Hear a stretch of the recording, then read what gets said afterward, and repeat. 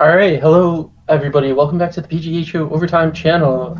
I am syndicated. I am also here with Eric, and I believe TTA if he's alive. Hi. He's He is here. alive. Okay, cool. So we're back for game two, round one, game two. We have some an interesting game to talk about. Maybe a few more, but without further ado, we're gonna kickstart with the first seed versus the eighth seed. That would be Vegas versus Pittsburgh. Eric, what was the score line? Pittsburgh upset the number one seed in a 4-3 game to tie the series 1-1. And it sounded like they deserved to win. It sounded like they were the better team in the game. And they deserved to get this win here.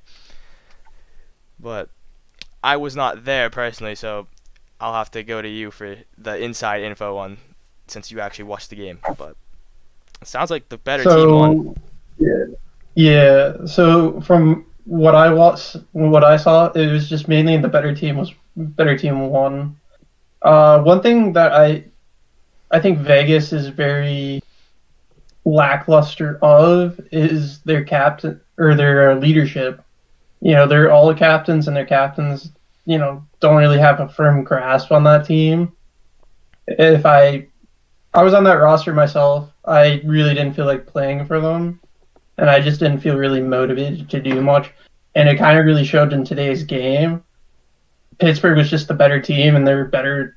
I hate to say it, Lucky and his crew was just had a better coaching ability than that of Vegas.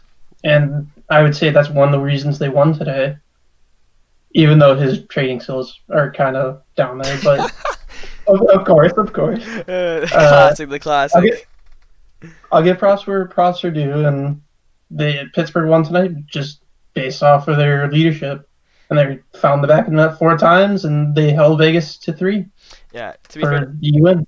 to be fair to Pittsburgh though, they have been. I know they've been putting in some work off the ice to try and just get any sort of team chemistry together after the end of the season against Holla Holla Flyers Nation, and an absolute mess. So it looks like they've turned it around really, but we'll see. But Yeah, we'll have to see how tomorrow goes. yeah, TTA, do you have anything to add? About what, the Pittsburgh game? yeah. Yeah, Pittsburgh, Vegas. Wasn't there, have got nothing. Okay, cool. Moving on to the next series, which is our second seed versus our seventh seed. That would be, I believe, Chicago and Vancouver. Vancouver. Yeah, Vancouver. That would There we be go. that would be my department. Flash with another hat trick, though one of them was a empty net goal. Pretty decent game. Definitely started off a lot slower than yesterday's. Had a weird little moment that kind of happened in Anaheim, Ottawa last night. Yeah, had to have a 10-minute delay to wait on a call on a goal, which was actually a no goal. Well, actually, the original call was no goal. Yeah, pretty good game played by both teams. Chicago had most of their roster. Vancouver again had no subs, no Grabner. They're playing well for teams that have no subs, no Gonzo, no Grabner, no Copper. So they're still capable of winning a game. Yeah, they score was Chicago 5-2 Vancouver. Just wanted to make sure we got that part clear. But I, yeah, I will say most of the goals did come through, or what was I going to say? Yeah, there's an empty netter, and then it was like 3-2 when I started watching it again, and Chicago scored a bunch of late game ones just to put it way out of Vancouver's reach, which really sealed the deal for that for game two for Chicago. yeah. So what are we saying? Do we think Chicago now with a 2-0 lead? Do we think that they can have the series tied up? Maybe they drop one game, but do we think it's now pretty confident that they can win, or are we still on the fence here? Because yesterday we were on the fence. It was really up in the air. If it was like Vancouver can really come and win this if they want. But now with a 2-0 lead, what do we think that they could possibly make a run and come back or no? Honestly, from my perspective, it was just the penning really killed Vancouver today. If they can tone that down but keep playing how they are playing, maybe they can get a win or two. But in playoffs, you never know what's going to happen. I say it's slightly in favor of Chicago, but Vancouver is definitely still very much a threat to Chicago. TTA, anything you want to add to that before we move on or no? Not really. Our third game we had. This was the big Calgary game. This is my game. With the same exact score as yesterday, except it ended in regulation this time, with Calgary winning 1-0. It was really, honestly, I mean, I was there playing for Calgary. It was the same game as yesterday, just we scored before overtime. It was very dominant by Calgary. Wasn't much that Moose had to do in net. Just Austin, that stupid C poke that covers the entire bottom of the net. It's just it's just tough to get around because he's smart when he uses it, because he doesn't just spam it the entire time, so you can't just snipe it from out wide. Like, he knows when you can lift it high enough to get over it and when you can't. So it's just waiting and trying to bait him out or something to get it in. But they ended up winning again comfortably. I say comfortably, but there really wasn't a threat from Detroit in the whole game to score. So yeah, but Yeah, from both of these, from Detroit and Calgary, it's more of a defensive game.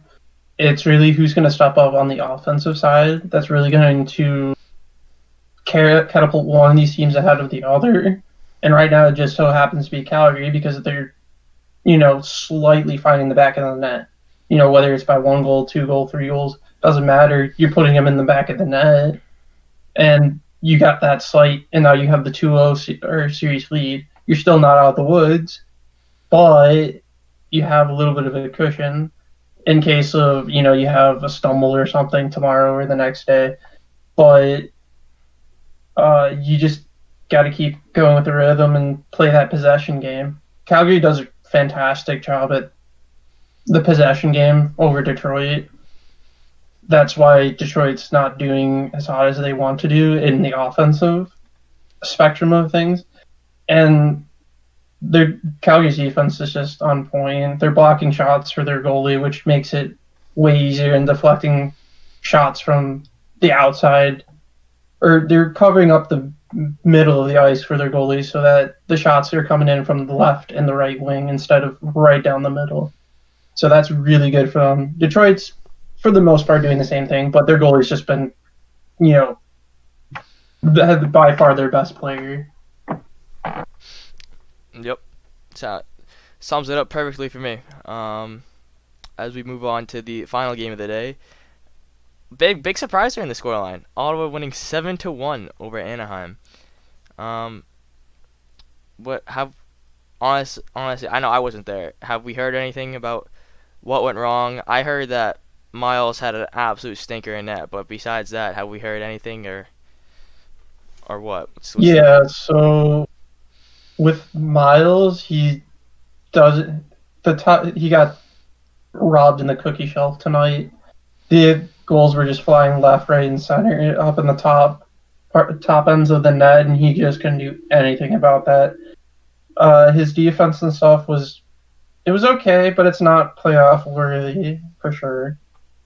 Otherwise, the scoreline would be way different. Anaheim's more of it's kind of like Calgary in a way. They like to play the possession game and be creative when they have possession, but they just couldn't find the back of the net, and they were just met at every turn by Ottawa and their players. For whatever reason, they just couldn't never get the offense going. Lost possession in the neutral ice, and Ottawa just took advantage of that and just starts, taking multiple shots on Miles, and Miles really felt the heat. If Anaheim's to get back into this series, they really need to step it up in the neutral zone, as well as find ways to get past Ottawa's goalie and Senko. Once they can do, that, then the series might start tilting their way. But right now, Anaheim really needs to find out what the problem is, fix that, and then, come in tomorrow's game with a better mindset than what they came in with today. At 7-1, you're down 2-0, but you can definitely still take the series. It's still up for grabs. What do you got to lose? Yeah, exactly. They really don't have anything left to lose. It's just they just gotta push everything they got and try and. They have to win. If they don't win Game 3, it's over. They have to get a win tomorrow, or else Ottawa could probably sweep. I don't. Yeah, Ottawa's just that one team that really likes to meet you at every turn. They're really, really hard to play against. And if they're not Q checking you, they're making a big hit on you. And, you know, making those big hits and then Q checking at right times, creates a lot of space. That's what Ottawa likes to do. And Anaheim, clearly in this game, was not ready for that. And as a result, Miles got lit up in net. So once they figure out how to deal with Ottawa's system, they'll come back and probably make it a bit more respectable. Possibly even win the game. They just got to figure out what works for them because they kind of went cold towards the end of the season and they're in playoffs now. And this is the real deal. It's for all the marbles. Yeah. Everything you worked out for the season, you could go right out the window if you're not careful. Yeah, I mean, to be fair, I'm looking at it now. They went on what's this, a 1, 2, 3, 4, a 5-game win streak heading into the playoffs with 2 wins against Vegas and Chicago. But I don't think Vegas or Chicago were trying to win those 2 games. And the teams they played against, oh no, they lost to Vancouver. Never mind, they didn't even have that. So they lost to Vancouver and then beat 2 teams that were potentially throwing, and now they're 0-2 against Ottawa, so they just gotta Yeah, no, figure it out. they're really looking to find their identity right now.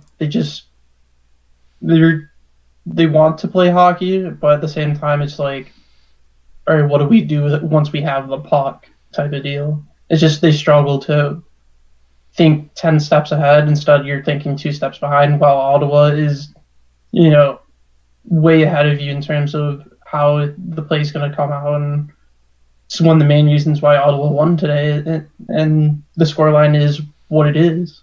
Otherwise, it would be a much closer game, like some of the other ones. Yep.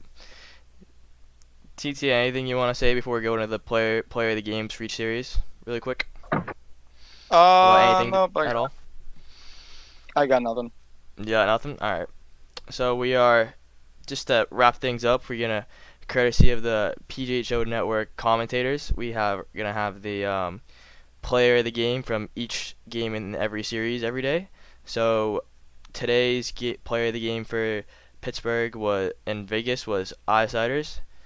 Chicago. That goes without saying. Yeah. So it goes without saying about Isiders. He pretty much stepped up and helped let the offense tonight, as well as play a solid 2-way game for Pittsburgh, and Pittsburgh really needed that, and that's what pushed them over the edge. And then it was Flashy for Chicago and Vancouver.